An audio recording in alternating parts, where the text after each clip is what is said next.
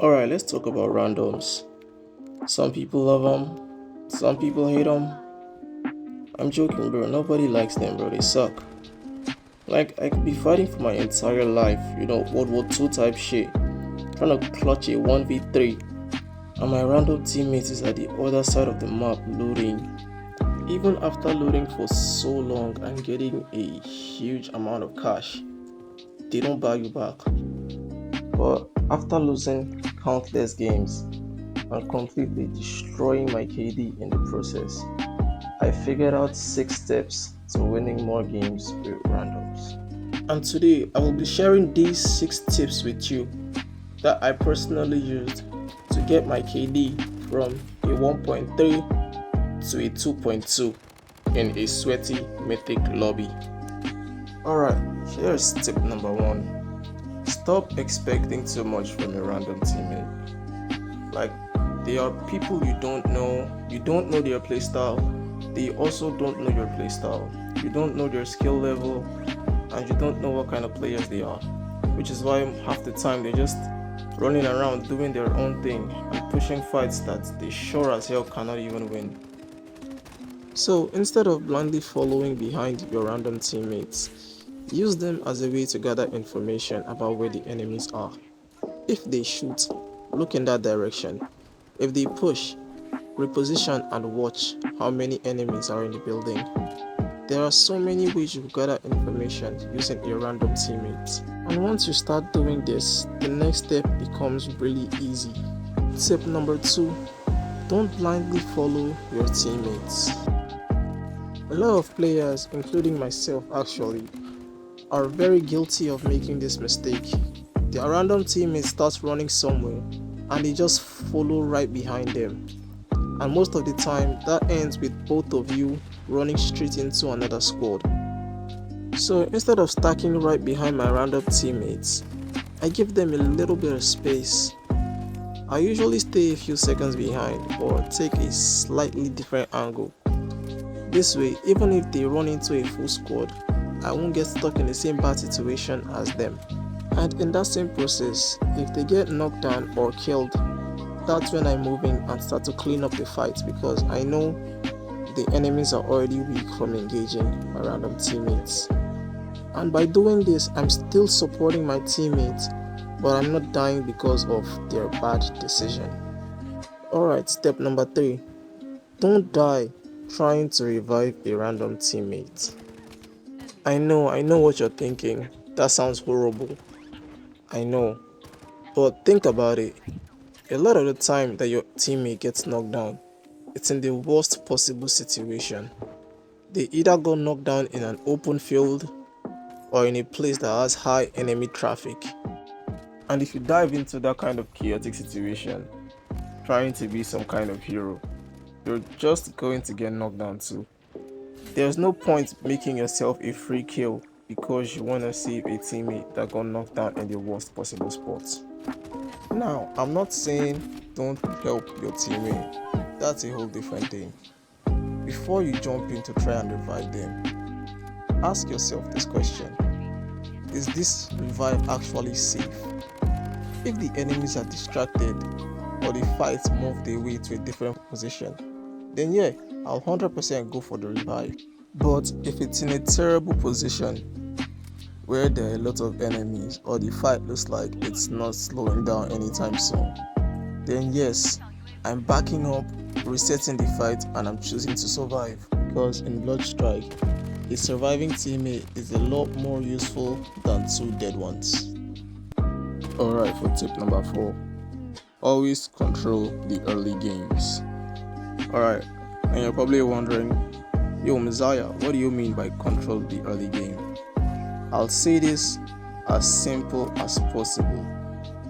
I need your dumbass to stop landing at prison or boiler room.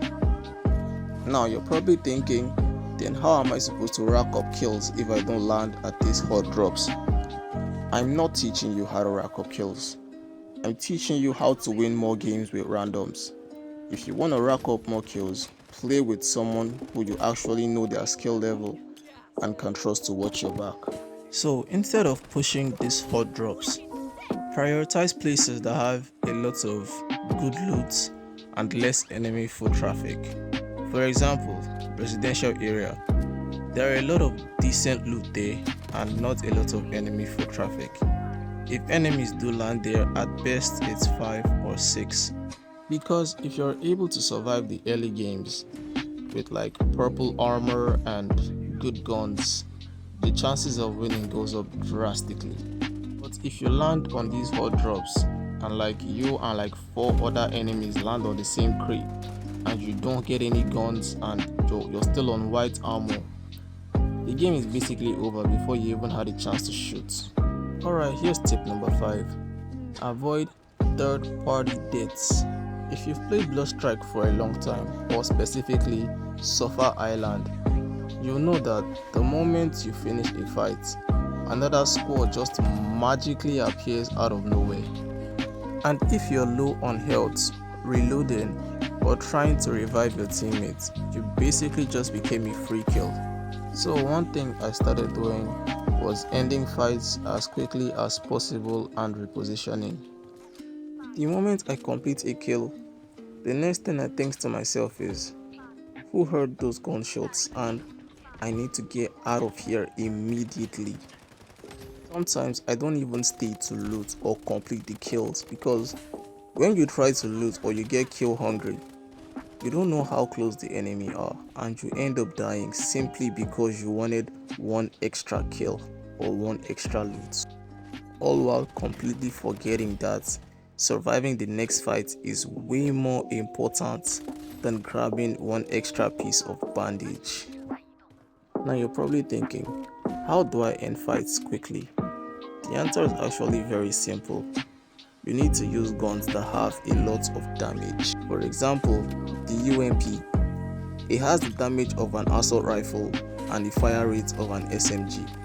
It's really good for quickly ending fights and repositioning. If you're looking for a UMP loadout, I have a video on that on my channel that you can check out. And remember, in Bloodstrike, gunshots are basically an invitation for the enemy to come third party you. So you need to finish fights fast, reset quickly, and don't get caught lacking by the opposition. Alright, the last and final tip number 6, be patient. It's actually surprising how many games get lost because an idiot got bored and decided to do something stupid. You'll have good position, good armor, maybe even a numbers advantage, like the whole squad is still alive. Then someone gets bored, pushes a full squad by themselves, and then suddenly the whole game is over.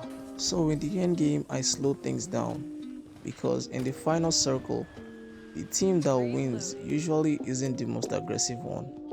It's the team that makes the least mistakes. Sometimes the smartest thing to do is stay in cover, conserve your ammo, and pick players off as the zone closes. You don't need to force every fight. Remember, the goal isn't to look cool. The goal is to win the game. Follow these 6 steps and you'll start winning way more games with randoms. And maybe even get your KD looking like mine, who knows. If you found this video helpful, drop a like and subscribe. I'm pushing for 3.0 KD next, so there's definitely more content coming. So what do you think of the video? This is actually the first video I've ever made without using an AI voice. What do you think of it? Do you guys prefer this, or should I go back to using the AI voice? Let me know down below in the comment section. It's Isaiah signing off. Love you and peace out.